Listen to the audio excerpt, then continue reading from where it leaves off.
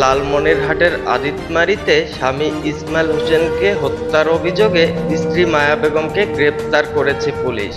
গত বৃহস্পতিবার রাতে উপজেলার ভেলাবাড়ী ইউনিয়নে এই দুর্ঘটনাটি ঘটে। স্থানীয়দের ধারণা, স্পর্শকাতর স্থানে চাপ দিয়ে তাকে হত্যা করেছেন মায়া বেগম।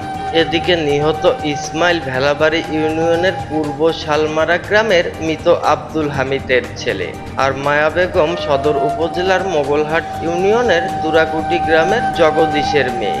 সরজমিনে গিয়ে স্থানীয় সূত্রে আমরা জানতে পেরেছি, ইসমাইল ও মায়া বেগমের ১১ বছরের দাম্পত্য জীবন। প্রেম করে তাদের বিয়ে হয়। ঘটনার দিন রাতে গরু বিক্রির টাকা নিয়ে স্বামী ও স্ত্রীর মধ্যে প্রথমে কথা কাটাকাটি এবং পরে হাতাহাতির ঘটনা ঘটে।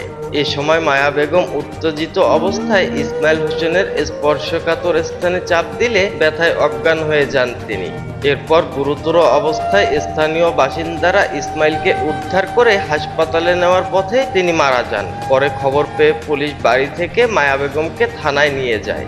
অপরদিকে আদিতমারী থানার ওসি মাহমুদুন নবী বিষয়টি নিশ্চিত করে আপডেট টাইম লালমনিরহাট অনলাইন অনুসন্ধানী নিউজ টিমকে বলেন, নিহত ব্যক্তির বড় ভাই শের আলী বাদী হয়ে মামলাটি করেছেন এবং গ্রেপ্তার মায়া বেগমকে আদালতের মাধ্যমে কারাগারে পাঠানো হয়েছে।